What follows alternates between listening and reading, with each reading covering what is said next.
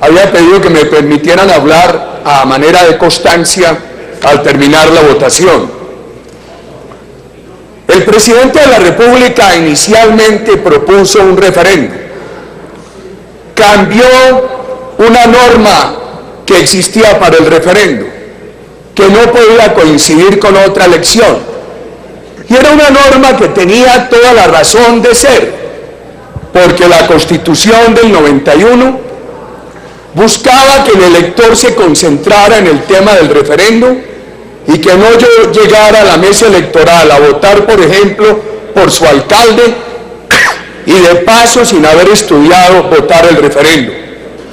Nuestro referendo de 2003 contra la politiquería, la corrupción, que proponía reducir el tamaño del Congreso, la muerte política de los corruptos, congelar el gasto público salvo en educación y en salud, cumplió la norma de no coincidir con otro día electoral.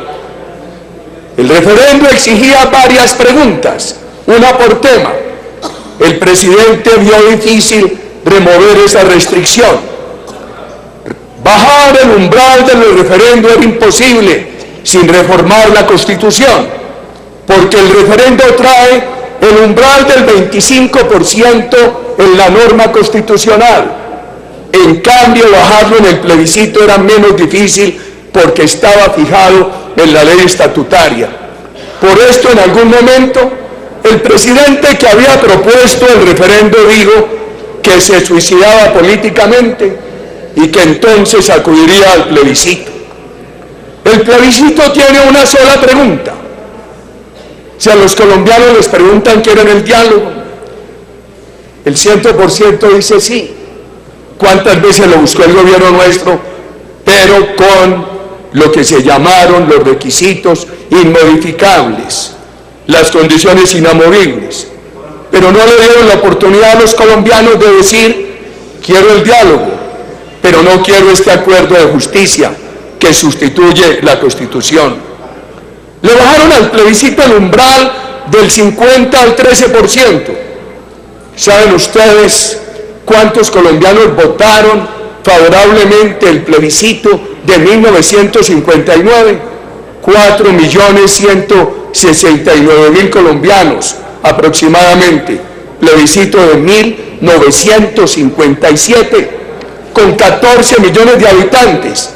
Ahora, este plebiscito le bastará aproximadamente 4.400.000 votos positivos en un país de casi 50 millones de habitantes. Recuerden, estimados senadores, aquel referendo de 2003 tuvo una pregunta de más de 6 millones de votos por el sí, la única que pasó. Solamente una, entre 4.900.000 y 5 millones de votos.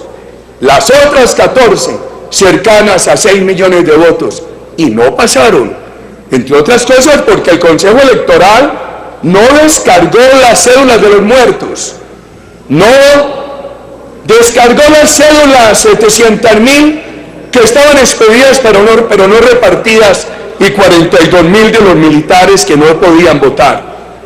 Permítanme referir a la publicidad.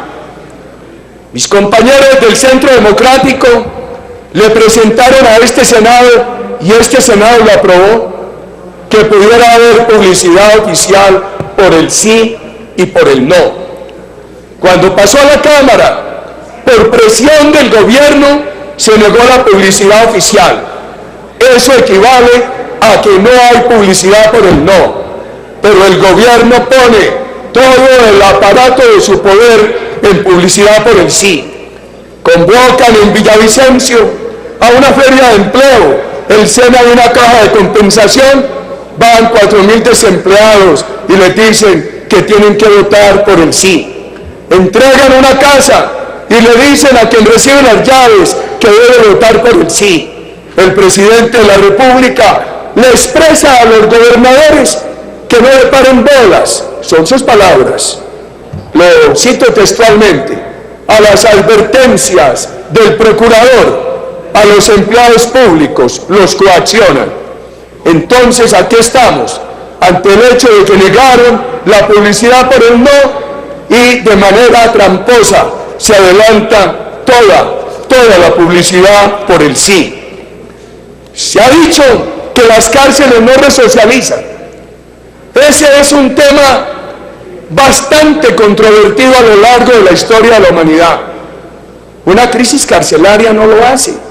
Nuestro gobierno construyó 11 cárceles, buscó facilitar la escarcelación, llevar al SENA condiciones de educación para los reclusos, pero cuando hay una crisis carcelaria no se resocializa, lo acepto. Pero ¿por qué aquellos que alegan eso, para que no vayan los cabecitas de la FARC a la cárcel, no lo aceptarían para los paramilitares? Si se fuera consecuente con esa tesis, entonces tendrían que abrir las cárceles colombianas para que de allí salgan los 140.000 reclusos. Puede ser que la cárcel no disuada al recluso, pero lo que sí disuade es al criminal. Siga, senador. La disuasión es un elemento muy importante de la justicia punitiva, que tiene que acompañar a la justicia restaurativa, que se centra en las víctimas. Pero nos vienen a hablar de víctimas. No entrega a la FARC un peso para la reparación de las víctimas.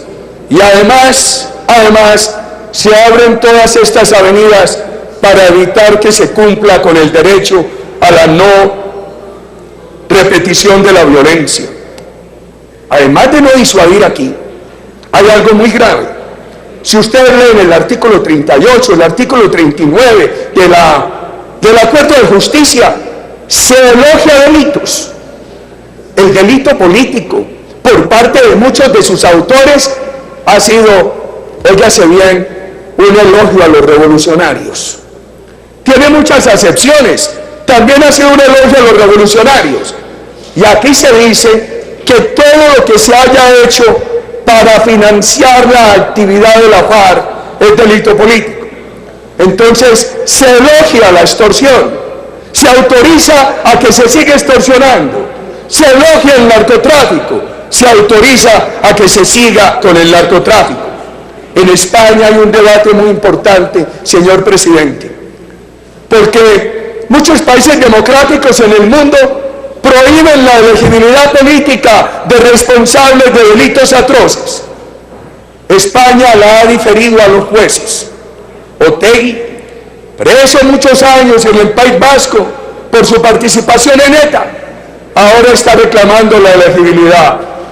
Oh, grande la negativa de España, para que aquí vengan a decirnos algunos líderes políticos de España que allá no le dieron impunidad a ETA, que allá se ponen a la elegibilidad de Otegi, que aquí hay que darle impunidad a los cabecillas de la FARC, a los máximos responsables, y que aquí hay que darles elegibilidad.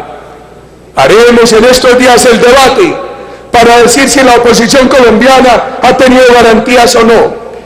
Yo, por ejemplo, aquí veo la oposición del Polo Democrático, que ha tenido garantías en varios gobiernos.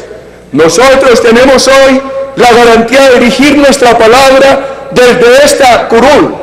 Colombia ha sido un país garantista de la oposición, y cuando ha habido circunstancias como de la Unión Patriótica, Colombia, su democracia, ha sabido superar esas circunstancias.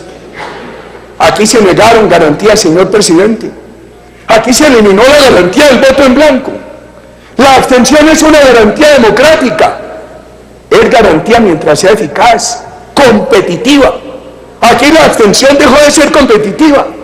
¿Cómo va a competir una abstención contra un umbral de 4.400.000 votos por el sí en un país de 50 millones de habitantes?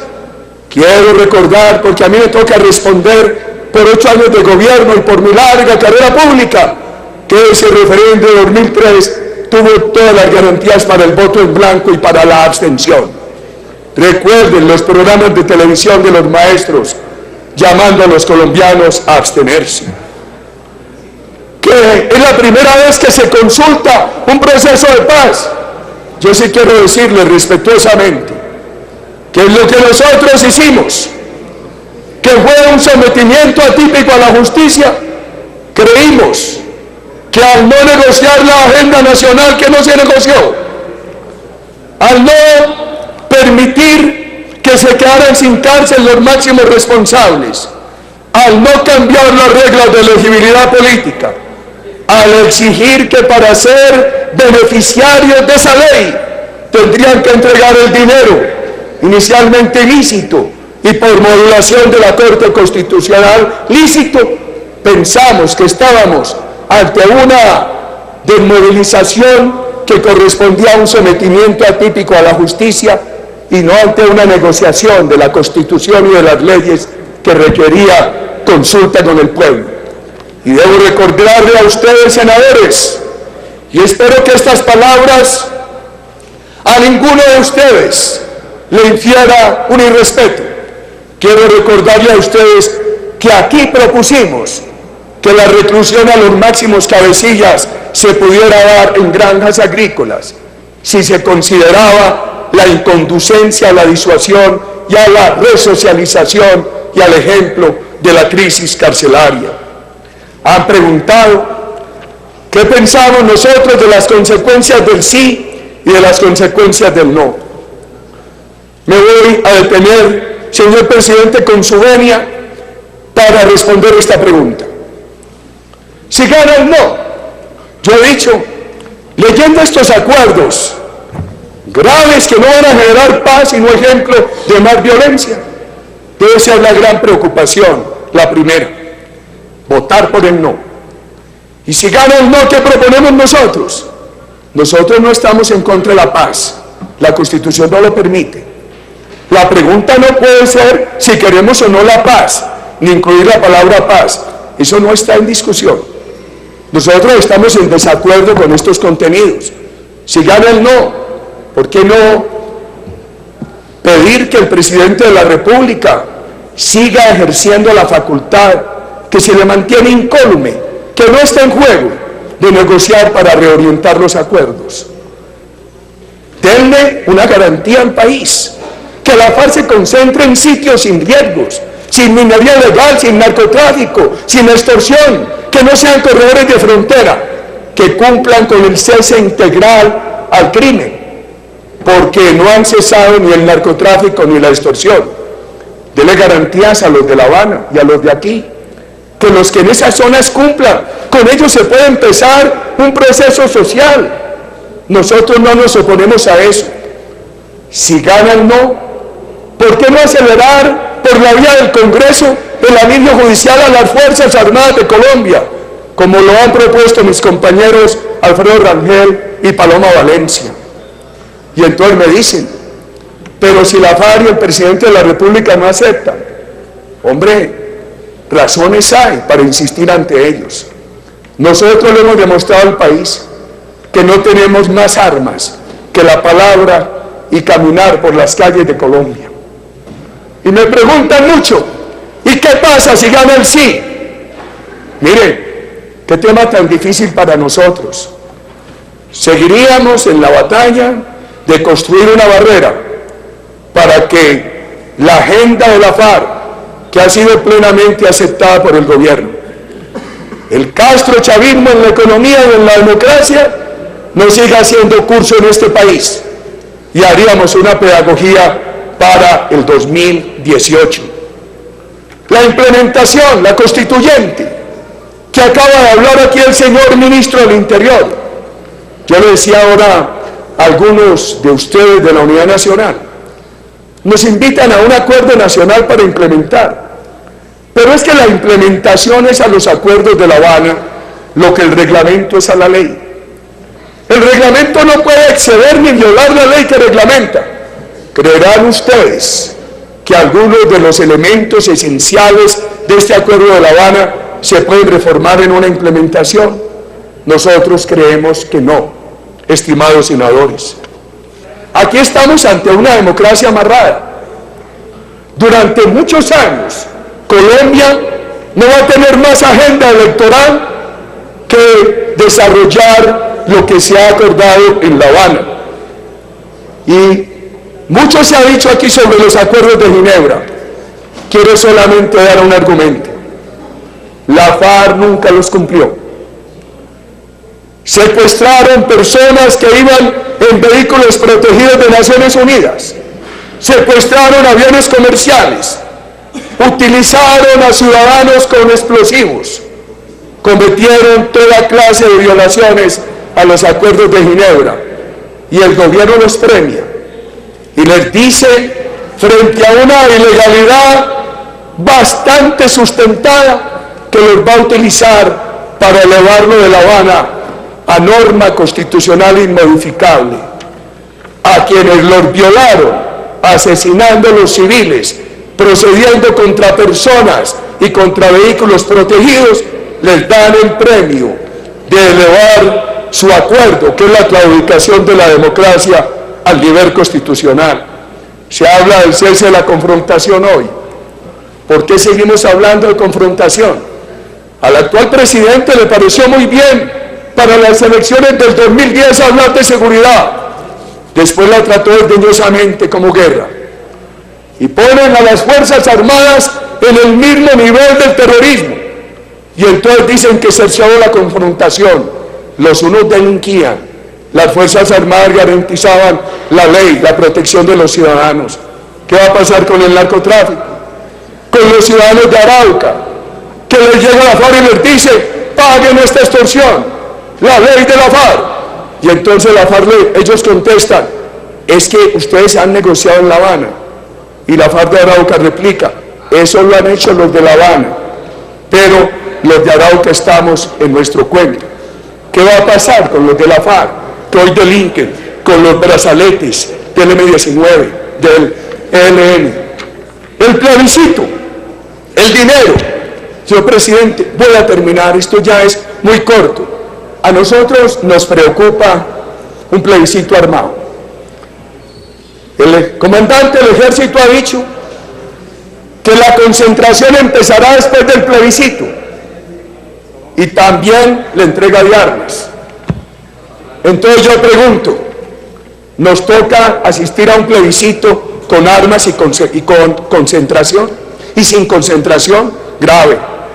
Nosotros vivimos en el 2014 en muchos sitios de Colombia donde FARC, ELN, bandas criminales al unísono decían que no se podía votar por Zuluaga, con fusil amenazando a nuestros electores, y lo volvimos a vivir en 2015.